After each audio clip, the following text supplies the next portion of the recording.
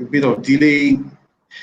Good afternoon, everyone, all around the world. You're all welcome to the African Catalyst. We are currently live on YouTube, and we basically want to be able to use this opportunity to share with every one of us who have connected, have been able to connect around the issues based on the post-COVID-19 basis of where we are today and what are the issues we believe will be important for business managers to look to in the next couple of months as we have this COVID virus wind down. My name is Femi Awofala. I'm the lead partner and CEO at Brixton Africa. I also act as a conveyor and also an anchor in the African Catalyst. African Catalyst basically is a platform where we share ideas on how to grow Africa's opportunities, on how to unlock them and get them into the right audience and the right people. It's clear that a number of people today believe that Africa needs great growth potentials, but however, the potentials are being stifled and they are not being unlocked, to the right kind of people. And that is why we formed the African Catalyst. You can get more information on your screen. You see www.theafricancatalyst.com to provide you more information on it in itself. Now, back to this. So why are we doing a post-COVID-19 discussion series?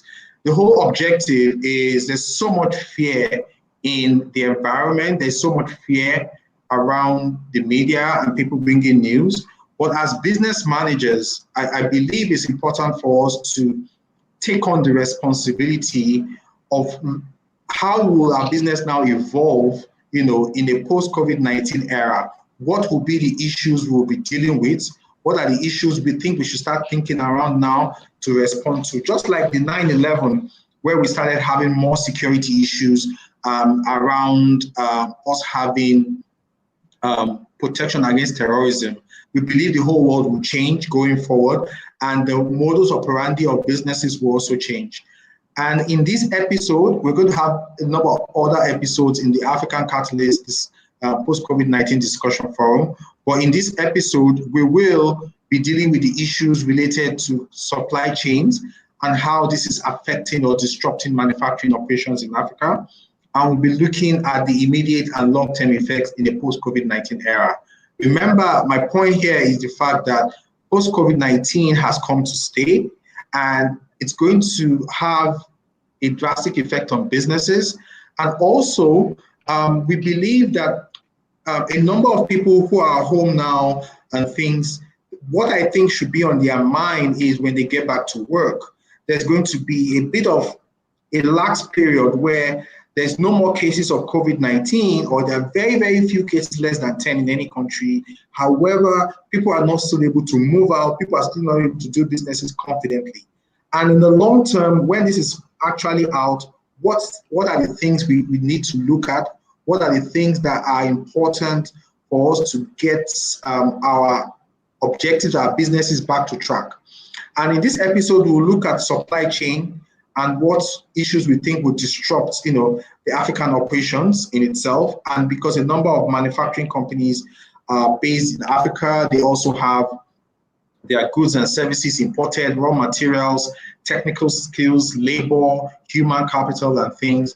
And this episode is for us to have a global view, or from a Pan-African perspective anyway, on how should African companies be reacting to these issues. I have joining with me in this panel session 4 able people, and I have Mr. Jide Akintunde. He's the Managing Director, CEO of Financial Nigeria. He's on the top left right corner. Below him is Miss Adebisi, Mrs. Shehu Adebisi. She's a lawyer. She's a senior associate, an associate with the New Practice, a law firm based in Lagos, Nigeria. And I also have Tops. She is a very strong supply chain and sales specialist and has provided so much of supply chain information all around. To all our listeners, I would like to say that you can always leave your questions in the chat box. And once we have gone around all of our discussants, we'll now take on maybe some questions, maybe 3 or 4, and just share our own ideas on what we think and how we think things should move forward. Without wasting much time, I'll hand over to Shale now to give us her own view on what the COVID-19 is all about, what she thinks the issues are, and especially in terms of global trade and its consequences also on African trade. Thank you. Over to you, Shale. All right, thank you very much, Mr. Ofala. Thank you for the opportunity. Good afternoon, everybody. Like you rightly said, my name is Shewa Adebisi. I'm a lawyer with a new practice, a commercial firm based here in Lagos. Highlights. Go ahead, yes, we're live.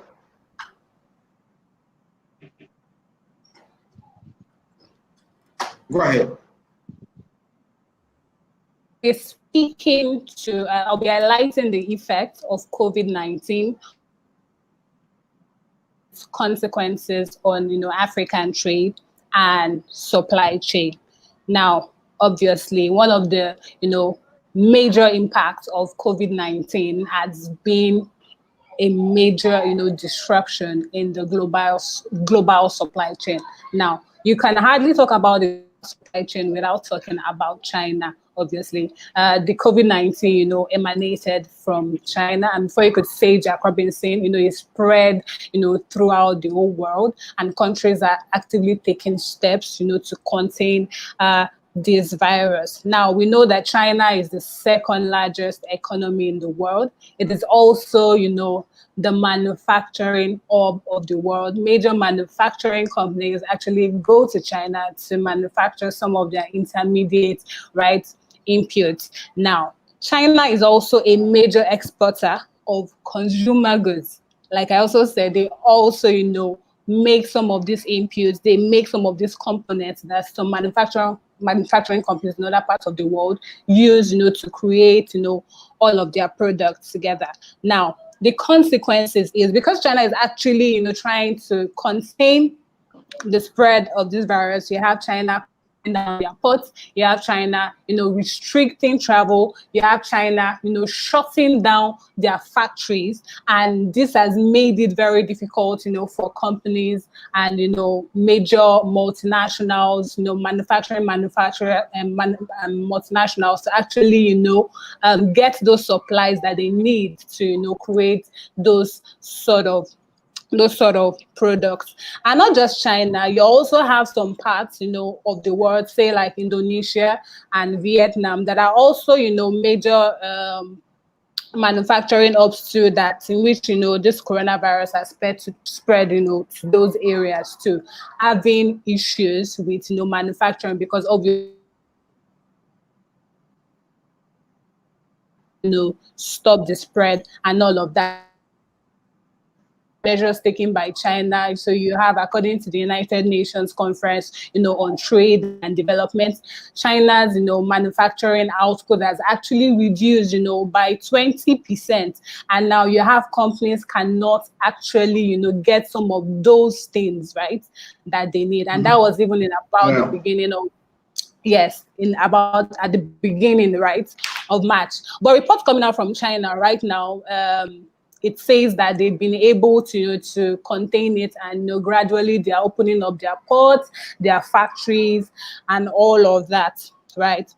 But however, because they are at the supply end now, the issue is that the spread has gone to other parts of the world. So those parts of the world that would typically demand for some of these components, to make up their products, will not be able to do that at this time because they themselves are battling, the spread, of coronavirus. And it means that even while supply is beginning to go up, demand is gradually going down. So it's a bit of, the supply is actually going up, but so demand is actually reducing because most of these countries are actually, devoting their resources to essential goods and services and not necessarily, non-essential goods and services. So now that's just a brief overview of, just the global. So I just focus. And of course, you can't talk about supply chain with about China. They're like the manufacturing of, and majority they in fact, according to the statistics I was reading, they operate about 20. They're like the major supplier, and they hold about 20%, thereabout, and all that. Now bringing it back to Africa, and African trade really, it's the percentage to global trade, it's just about 2%. According to a report, United Nations report, 2%. And I was really, really amazed that it was that low, right? Actually. Now, having said that, basically now, so what is the impact? Africa is really an import-driven economy, case in point, right? Yeah. Nigeria. Yes, is import-driven. So as to whether coronavirus will actually impact it, okay, so we can discuss that later on, but I'll just be highlighting some of the effects. Obviously, we are going to, because Africa is actually a commodity, they export commodities majorly. So yes, so we don't really export most goods or value-added products. It's majorly commodities like oil, like ore, like iron, like zinc, and all of that. And some of these commodities are susceptible to, price changes here and there. So if any little things happen, you have, oil prices going up and down. So what you have is that right now there's low demand for commodities at this point. Take the point, oil, crude oil, you have different OPEC, you have Saudi Arabia and Russia trying to just increase the price of oil and every other commodity product that is out there. So African trade is really vulnerable because we are really not manufacturing things as such. So what we really, really export, right, are majorly commodities, right, and all of that. Now, having said that, another point I would like to drive home is obviously, even though we export commodities, but there are still a couple of countries that actually, manufacture goods and even export to other parts, right, of the world. So, and some of these manufacturing companies obviously need to make use of some components that you cannot find in Africa here, that you have to, go to other parts of the world to get from, a place like China or Indonesia or Vietnam. So obviously, because of the restrictions, because of the travel restrictions,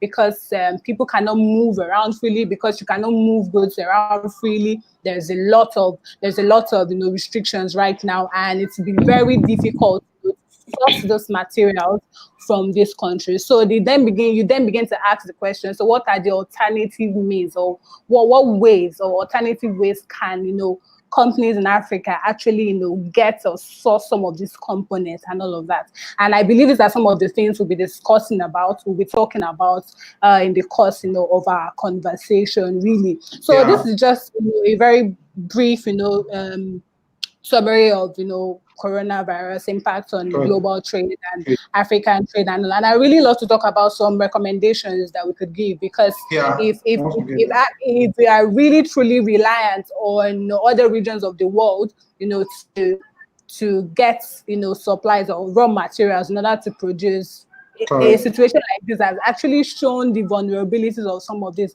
and it shows that we really, really need to encourage intra-Africa trade. Really, we cannot keep relying on other regions of the world to get our supplies for the creation of raw materials. So I think my time is up, so I'll just stop here. Thank you. Thank you so much. Very, very, very, very enlightening. And I'd like Mr. Jide to also share, he's been doing a lot of research, and, they do a lot of publications around African trade and things. And what's his own view of this in itself? Mr. Jide, over to you, sir. All right, good day, everyone. My name is Jide Akintunde. I'm managing editor at Financial Nigeria, a publication that focuses on development and finance. I will briefly talk about the impact of COVID-19 on the global economy, and how it also affects Africa and the trade channels that we have in Africa are also exposed. So I'll be touching a bit on those. The first point actually is that the global trade in commodities, especially crude oil, in products and services around the world has been seriously impacted by COVID-19. According to the United Nations Conference on Trade and Development, UNCTAD, on March 4th, they actually came up to say that about $50 billion of global exports will be affected by COVID-19. Interestingly, that was 1 week before the World Health Organization actually declared COVID-19 as a global pandemic.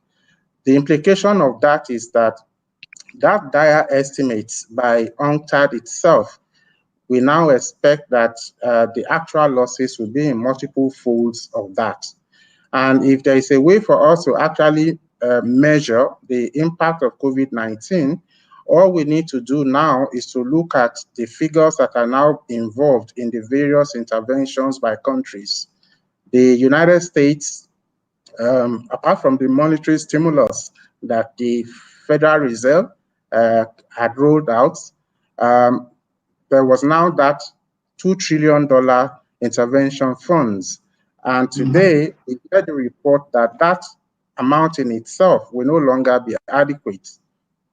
Earlier today, definitely before Asia closed, we got a report that Japan has announced about $1 trillion of intervention. So around the world, when we put these figures together, we are nearing over 5 trillion, of intervention. That tells us the serious impacts that this pandemic has had on the world. The major channel of this is trade. So trade has been hard hit by this. If there is any sector that is harder hit than trade, it will be global aviation and tourism. And we all know that trade, aviation, tourism are all intertwined. So to that extent, trade has been seriously impacted by coronavirus. Now, the bright spot is this. The maritime sector has been resilient to COVID-19, and the hope is that commercial maritime would remain so throughout this period, and that it would help to support the global value chain, even as we look forward to the coming weeks or perhaps months when the world will begin to recover from this pandemic. Now, speaking about Africa, how is Africa impacted by this? The major way that we have been impacted on the continent is through the prices of commodity. And chief among these is crude oil. So in Nigeria in 2020, we are set to lose about $15.4 billion of the projected revenue from crude oil. And given our budgetary framework in this country, it means that nearly 50% of the anticipated revenue to fund budgets across the federal, state, and the local governments already has been lost because of the impact of COVID-19 on the prices of crude oil, which remain at around $30 per barrel as we speak, compared to about $57 per barrel that was used in making the 2020 budget. Correct. So now the oil accounts for just about this loss itself, about this 15.4 billion loss itself, it's about 4% of Nigeria's GDP. So we might say that, okay, that's not too big, and oil itself accounts for just about 9% of the country's GDP. But the major impact of COVID-19 on Nigeria's oil revenue is simply because the country relies on exports of crude oil for 90% of its external earnings. Yeah. So over 90% of our export revenue is generated from sales of crude oil internationally. So that is huge impact would be coming from. Some other African countries would have even more grim reality than Nigeria. So it is anticipated, for instance, that in Congo Brazzaville, about 34% of its GDP will be affected this year by the losses of revenue from oil. New exporters like Ghana itself also will lose about 50% of its anticipated revenue. For Congo, especially, that I have mentioned, this is coming at a time that the country's debt to GDP ratio is already at about 90%. So the headroom to even borrow in responding to this crisis is really not there. So COVID-19 may as well mutate from a public health emergency or crisis, to a serious economic and then later a huge humanitarian crisis for African countries that just have no headroom, to adjust policy, to fight off this. Now, let's speak a little bit about oil. Oil is unique in terms of how COVID-19 has affected the various sectors of the world. Now, in other sectors of the world, it is a supply chain that is constrained. So it is the supply channels that are blocked. But with regard to crude oil prices, it is actually a demand a plunge. Situation. A plunge in demand and oversupply that has actually negatively impacted prices. That also tells that we cannot just simply expect that normalcy will return, once COVID-19 is contained. There are additional measures that we have to hope would happen. Like, for instance, Saudi Arabia and Russia agreeing together to a supply cut that will prop up the price of crude oil, so that African countries can cope better. Now, having said that, more generally, in my own opinion, the biggest casualty of COVID-19 in Africa will be the Africa Continental Free Trade Area that was supposed, still expected to launch operationally in July this year, the 1st of July more specifically. Now, AFTA is expected to be the game changer, not just in terms of economic trade in Africa in 2020, but actually in terms of economic production. Currently, intra-Africa trade accounts for just about 17% of total trade on the continent. AFTA is expected to raise that by several percentage points over the coming few years. But we now face the prospects that as governments now mobilize policy and financing to contain the effect of COVID-19, efforts to prepare countries for effective takeoff of AFTA would have suffered a huge setback. This is what we expect will happen concerning Nigeria, but we would recommend that policymakers should do their very best to ensure that they don't completely take off their eyes from such an initiative as this that we had hoped would help propel our economies. So I believe that this initiative become even more important in the context of a post-COVID-19 economy in Africa. Yes, so I will just stay there for now.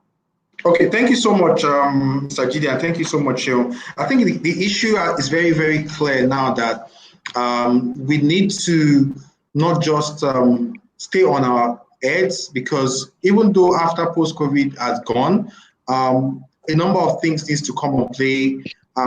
Manufacturing companies now need to start thinking of alternative sources of raw materials. Maybe they can get it locally, or they can get from neighboring countries. They might even have to even look inwards in itself, but they are right around this. So I'll move now to Tobes. She would also share with us on the next topic, which is for us to discuss how these illnesses and labor shortages, transport interruptions, and quarantine measures are limiting access to markets and supply chain. Tobes, are you there? Yes, I sure am. Thank you so much. Great. All right then. Go ahead. Hi, everyone. Thank you so much for the introduction. My name is Tobegile Nxumalo, better known as Tops, as initially introduced. I'm a supply chain professional. I'm currently an independent consultant at the Africa Resource Center. We're an NGO that aims to improve availability of medicines and health products by building more efficient and effective supply chain systems in Africa. I'm very excited to be part of this conversation. I think, especially because of my main interest and passion in African development. And I think with all the areas that have already been covered with the first question around just the impact of COVID-19, these are the critical conversations that need to take place now more than ever. I want to come in from a supply chain perspective. In response to the question now we're looking at in terms of just illnesses related to labor shortages, transport interruptions, and quarantine measures, and how that is affecting, the trade in terms of markets and supply chain. COVID-19 has become a top risk for trading partners in the global marketplace, and I think every organization is feeling the punch across multiple industries. A lot of organizations are highly impacted by the regions that are at the heart of many of these global supply chains. We've already mentioned China, which is quite a giant trading partner for most of our African countries. And this then just kind of shows that although it may be difficult to predict the exact consequences of COVID-19, organizations can still now be putting themselves in a position to plan for material shortages that can be routed from logistical hubs, impacted areas, as well as labor concerns due to quarantine procedures or illnesses. In terms of global trading, global trading has been with us for centuries. But the scope and magnitude of the supply chains that compete within this global marketplace, are almost mind-boggling and very complex in nature. So given our very dynamic and competitive global economy, trading partners within this global marketplace are bound to experience challenges that are associated with volatility of supply and demand, shorter product life cycles, and just the blurred traditional organizational boundaries that supply chain is characterized by. However, we can conclude that supply chains play a very critical role in managing that complexity and contributing towards the overall growth and success of the global economy and the ability of our African continent to strengthen its trading position. Supply chain management, represents that logical extension of the logistics concept within trade, which is usually about moving goods along the supply chain. So it provides that end-to-end visibility of all these interrelated firms that are focused on delivering best price value products and services to the ultimate user at the end of the supply chain. Now, having described that landscape, any disruption to this integrated and synchronized flow of goods, information, and cash, which are critical to any successful supply chain, is bound to create a negative ripple effect within the supply chain, both downstream and upstream. So the impact of COVID-19 on our global supply chains is a very practical example of this. Our continent has been left vulnerable to these global disruptions, despite having suffered less coronavirus deaths and infections compared to other continents.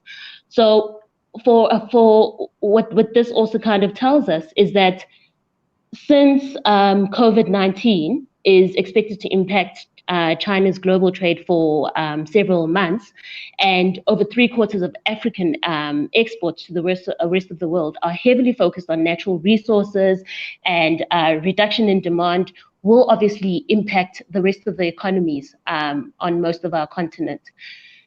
You know, it further just gives insights that what is very critical at this stage is now looking at how do we remodel our supply chains? How do we evolve to a new normal? How do we then look at short-term measures that can help us respond to the crisis, that can help us understand where the critical areas are, that can help us understand what contingency plan needs to be put in place to source freight from other suppliers that are not in the affected regions? How do we then look at the supply and demand equation? How do we balance this out? What transportation modes do we now need to alternatively look at? And how do we now start to stabilize supply and look at alternative sources of supply so that, you know, we are able to optimize all these efficiencies that are across the supply chain that I alluded to earlier on?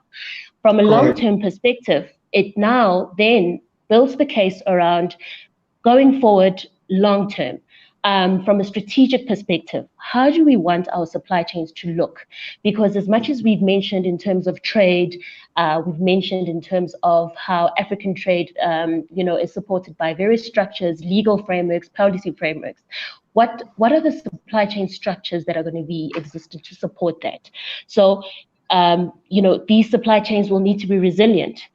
They will need to be agile. They'll need to be able to respond to change. They'll need to be able to respond to any disruption that can come across, COVID-19 being an example, but also visibility. You know, the saying cash is king. Now information and data is king. Because organizations will need to know what their supplier networks look like. They will need to collaborate with suppliers, you know, a full mapping of their supply chains. I mean, the organizations that are surviving now are the ones that did build this within their supply chains. They built the risk management component so that they will be able to be better prepared to respond to any risk that can potentially threaten their supply chains. So supply chain risk monitoring will be a key component going forward within the global marketplace trading, because it is through that process that one will need to utilize risk evaluation and monitoring tools that would also be able to provide constant real-time data, not only to your specific organization, but the rest of the trading partners that are involved in the supply chain. So really, having mentioned all these issues around labor shortages, transport interruptions, it, like I said, it just builds the case in terms of what does the future look like? What do the supply chains that are going to support trade look like?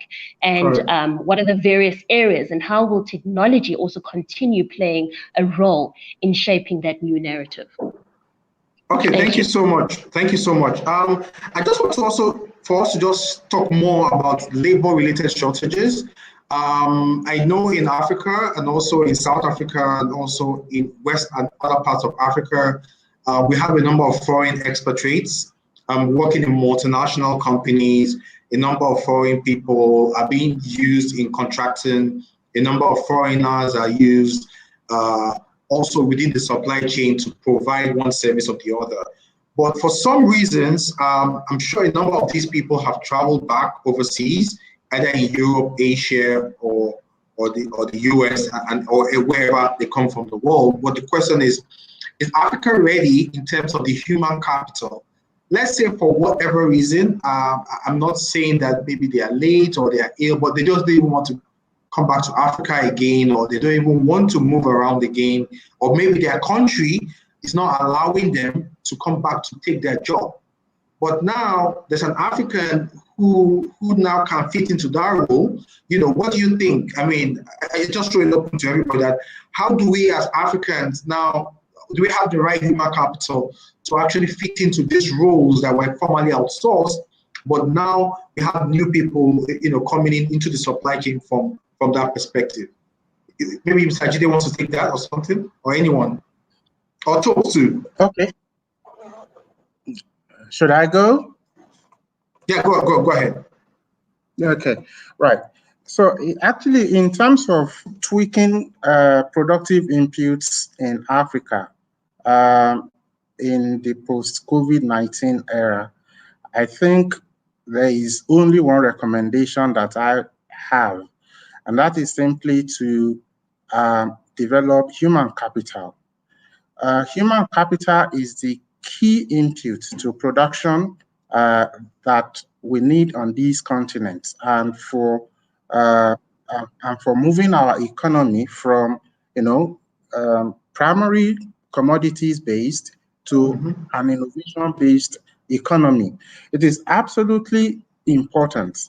It is the reason why, for instance, that projects in Africa are far more costly to execute because of the cost of importing, human capital into the country to do the projects. So currently we have situations whereby we source capital externally, we source expertise externally, and we even source labor externally. That is not sustainable. That is part of the reason why there have been so rapid build-up of public debt on our continents for projects that have not visibly created jobs for the locals. So we have to look at this. And when I talk about human capital development taking center stage on the continent, I'm looking at the various dimensions of this. I'm looking at entrepreneurship.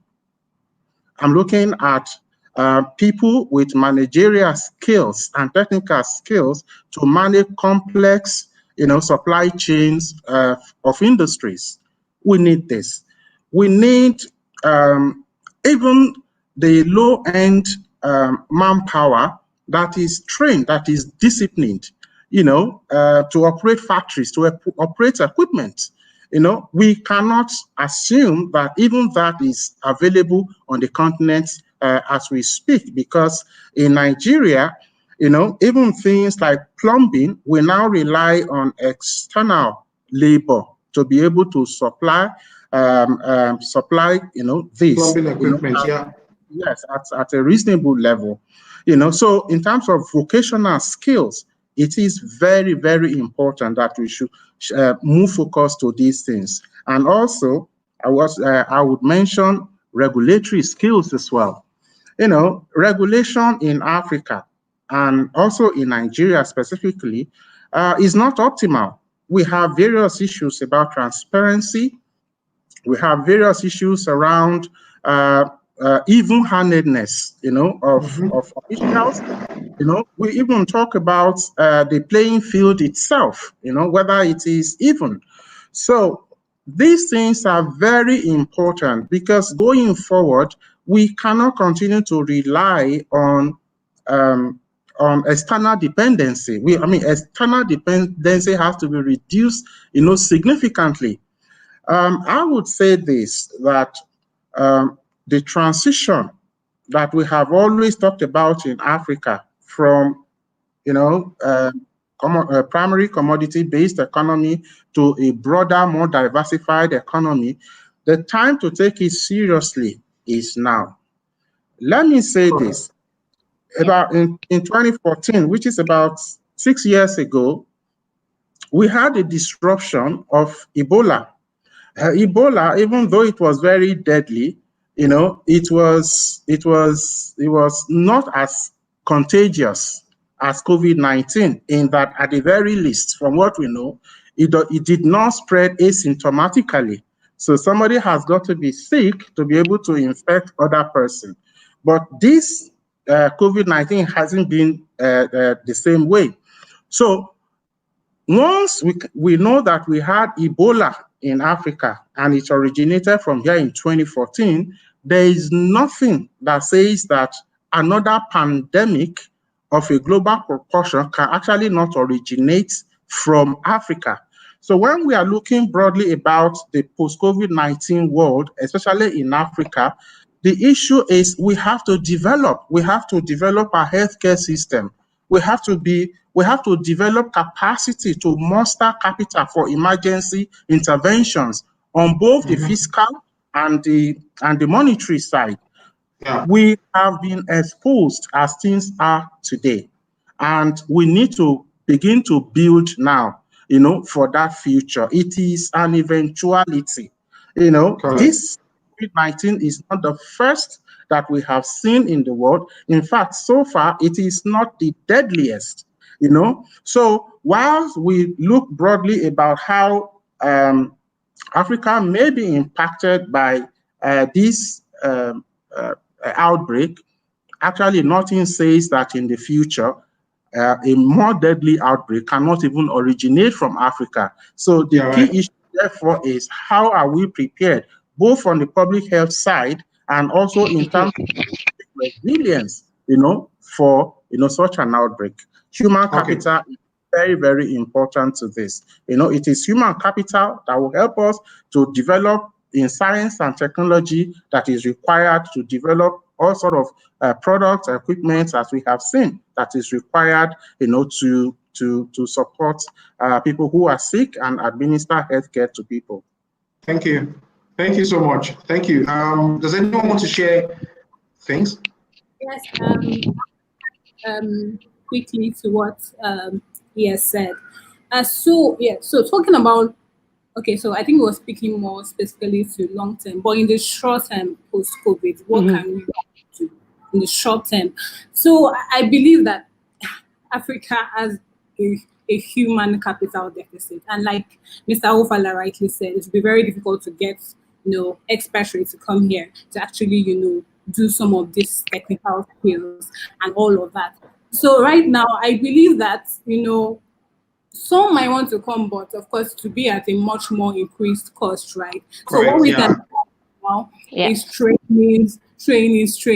Get them to come, get them to train Nigerians or Africans in some of these things they are doing. Albeit a very accelerated manner, or it could be virtual as well, like we're doing it like now. So people will need to be in the same place, right, at the same time. So that is just some of the short-term solution that I see, while we can then now begin to talk about actively investing in human capital. But for the short term, like, we need to train and use technology and every means available to really get it started, because we really need to get them started up and running. We really cannot True. Tobbs, you want to say something? Yes. I agree with both the views that have been shared. I think short term, in terms of just responding to the crisis now, we need to look at short term measures. I'll comment from a South African perspective. The shortage of technical and managerial skills has been just a high time economic woe. So we do rely on importing skills so that we can keep our economy going.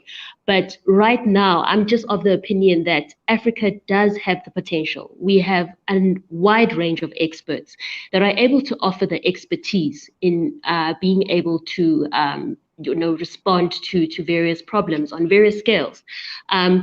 This example of what we're having now are kind of also just the short-term measures that we can start implementing in terms of getting the right people in the room to have these conversations. But not only that, be action-oriented of developing action plans in closing the identified gaps. So I think we really need to move towards that whole global citizenship, that volunteering spirit. I know most of the time there's, people will only be attracted to something where there's a financial incentive. But really right now, it's all about how do we shape the future narrative? And that will require really just congregating as Africans, sharing our expertise, and developing more of these forums where we are able to kind of develop that long-term talent base for future improvement within our African continent. And this is a good example of that. Okay, thank you so much. Before we continue, we'll take on a few questions. There are two questions someone has asked. Mr. Jackson, he mentioned that how do we handle the glut that will occur in the world market? I guess he's talking about issues related to just like our supermarket, so to say. I mean, as this post-COVID, eradicates and gets out of the way, people will be demanding raw materials, people will be demanding use of services, commodities. Now, if you are a business owner in Africa and you're asking for your supplies from your vendor in either China or even in Europe, and it tells you that, wow, I mean, I don't have time. I mean, I have orders for US, from Australia. I can't meet your needs now. Can you wait another 6 months before I can get your order? So this question is basically around how do we handle the glut that will happen in the immediate term? Well, this could, tilt towards both the, let me use the word, both the manufacturing and services. So even you, as a service provider, you need a service person, and he's not available at that time in itself. So it's still back to your issue which you mentioned around, we need to develop internal capacities, Jackson. So just to answer your question, we need to develop internal capacities to quickly even tap into what do we have as a local available opportunity. What are the local alternatives? Must you buy Italian tiles? Must you buy Chinese marble? Are there marble available in Africa? Can you use those ones for now and see how they are? This is time to actually start testing our local content policies, which are available everywhere in the world. Taye also mentioned that, thank you for your insightful thoughts. We look forward to your recommendations. Mr. Jackson also mentioned in terms of how do we manage the short-term and long-term impact of the capacity gap in the continent. I think we've dealt with that. Mr. Jide has dealt with that. Tops has also answered that question around how do we manage capacity. But my own view is in the long term, also in the short term, we first need to find who are the available people locally. We first need to look inwards, and these people don't even have these jobs or these opportunities. We need to first of all build the opportunity base locally before we now start, taking it, say, okay, let's look at trainings, let's look at capacity building, because as Tobes mentioned, there are a number of people already available in Africa who have engineers, who are top surgeons, who are top manufacturers, production engineers, and things. And the only unfortunate thing is these large-scale companies are also multinational companies. So you also find out that they may not be able to do the business they used to do at the level of intensity in Africa, but they will always want to concentrate where it's closer to them. So this is also a good time for young, disruptive enterprises to come on and take on these opportunities and this space. To me, that's what I see. Now, going back to our plan, we have the fourth topic, which is talking about alternative production inputs, labor, technology, and raw materials. And Mr. Jide will share with us on that, especially on the manufacturing industries. What do they need to do in terms of raw materials now? Yes, there will be, this has caught them unawares, so they may not have had this coming, but what's your own view, sir? Go ahead, sir. Okay, as a component to this question, because there is labor there, that was why I spoke about human capital development earlier on.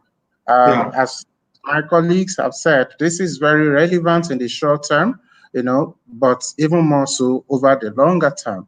And so we have to start to invest more in human capital development. But with regards to the raw materials and even technology, I would like to start with an admission, okay? You can't start learning how to swim once you are tossed into the depth of the river, so it's not going to happen. And it is because of this that the continent will see a very huge impact, from COVID-19. So the issue is that how do we limit the impact? Some of the measures that I will look at will revolve around improving efficiency. Okay, so that could mean that we have to look inward. Do we source more materials locally if we're able to do so? Obviously the answer should be yes. And in Nigeria, over the last couple of years, there has been this gospel that the Central Bank of Nigeria has been preaching about backward integration. So maybe we have to put in more monetary and fiscal stimulus, in that respect, so that we can bring these raw materials to industry. That is one. Unfortunately, part of what we have admitted in Nigeria is that a number of the infrastructure projects that would have supported supply chain better, they now have to be delayed, because the money to fund them is just no longer there with what the value that has been wiped off oil prices. So it will be tough on the policy side. A lot of this is stuck on the side of policy. Okay, can we reduce wastage in government? Can we channel resources more efficiently to the to support markets, and support industry? These are the things that we can do even as we, come out of the river, hopefully alive, haven't been tossed in it, we know how to swim. So it's not going to be magical. I mean, a lot of that will depend on just fortune. Maybe it will not be as bad as, it could be, so that we are not coping with something that is completely outside of our capacity in any way whatsoever. Okay, Tops. Hello. Okay, so we've can you all hear me? Sheo, can you hear me? Yes, I can hear you clearly. Okay. Yes, I can hear you. Okay, so what we'll just do now basically is the fact that the issues are much clearer. We can't swim while we are drowning in the river at that point in time. It's high time we start looking at alternative production inputs. A major area I think Africa can leverage on is agriculture. There's so much of agricultural commodities we still import, like rice, wheat, and other things, even cotton. We need to now go into proper industrial agriculture and get a number of these things processed and produced locally. Another area which comes to my mind is solid minerals. All our construction industries in Africa has so much of required solid minerals we can use, like gypsum, like granite, and name them, from your roofing sheet to your tiles to your marble and everything, Once we can have a full 100%,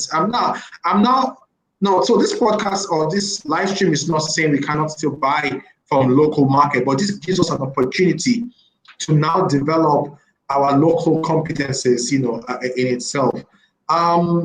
Before we round up, I would like to see if are there any other solutions or recommendations, we've not spoken about that anyone wants to talk about? Yes, may I just add that, this whole coronavirus and, the impact on economies, this just brings to the fore the kind of opportunity that Africa can take advantage of, because many countries are actually looking for alternative sources of supply chain. And it's very disheartening that Africa is not at the forefront of it, because Africa has a very youthful population.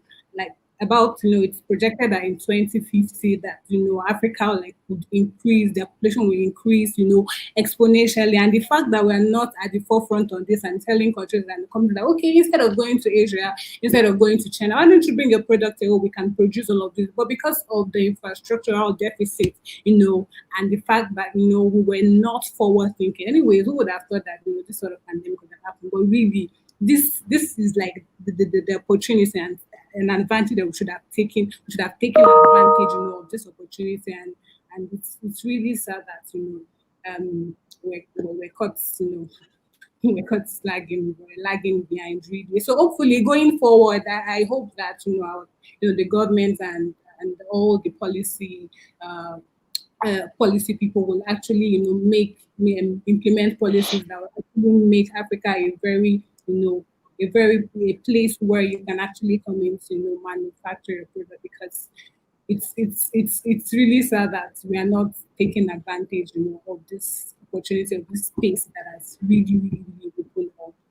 I hope that, and of course, it's very important that the AFCTC is implemented as soon as possible. We cannot expect. Yeah. Go ahead, Tobes. Yes, just to add on to that, I think a colleague just made a very strong point in terms of, exploiting the opportunities in, developing our potential in terms of, having the right frameworks, in developing the solutions required to close the gaps that have been presented by COVID-19. I just also want to add to that just even our very own intra-African market now could help mitigate some of these negative effects of COVID-19 by, limiting the dependence on external partners. How do we, going forward, establish our own value chains, establish our own ecosystem, where we are able to then kind of bolster our own marketplace and trade within our continent? I think this now brings to mind some of the government-led initiatives, being the African Continental Free Trade Area, which is now even more critical. I think just the speed up of that process will now just come in handy in terms of just, shaping that new strategy around trade going forward, because, it's through initiatives like that where it can boost our trading position in the global marketplace, and also just strengthen, that common voice around Africa. And over and above that, now looking at all the various supply chain structures that need to be more interconnected, more transparent, more agile, and flexible in order to respond to the demand of the ultimate user at the end of the supply chain. Over and above that, I think technology, which I think we touched on earlier on, will continue to be a very strong facilitator of change amongst our trading partners as we evolve to this new normal. So I think we will need to exploit every opportunity that lends itself to the development in all technical or technology areas that are related to supply chain, in actually strengthening collaboration amongst various stakeholders, key stakeholders, strengthening visibility, as I mentioned earlier on. It's all about, deploying the necessary visibility tools, having access to real-time information so that we all know how our trade is functioning and where our various suppliers are, and also just building in that resilience so that we have more collaborative relationships across our trading partners, to also just build that whole organizational resilience also, so that we eventually kind of just limit that strong dependence on external trading partners. Okay. Thank you so much for this time. It's really nice talking to everybody and also sharing on these issues. And I think we've really dealt with it. I think it's important for all our listeners to look inwards and see how we can get this to the next level. Thank you so much for the time, Mr. GDA Tobes, Sheung, and we hope you all have enjoyed yourselves and have listened to a very important live stream. We'll see you again on our next live stream. Thank you. Any last words before we call it quit now? I guess we've dealt with everything. Okay. Right. I would say that we have seen with COVID-19 how strong and how influence of government looms large over markets and over the science world. So it is absolutely important that we begin to take leadership selection very important in Africa. It will save our lives. It would make the difference between our, readiness for something like this, our absolute vulnerability to things like this. Leadership is very important, and we should take it seriously. Thank you so much. Sharon, what about you? Any last words? I think we've dealt with everything. All right then. Okay. All right then. Nice. What about? Nice. Thank you so much. What about Tobes? I think you're fine. Thank you, everyone. I think my last words would be, let's not let a good crisis go to waste. All right then. Thank you. Take care and bye.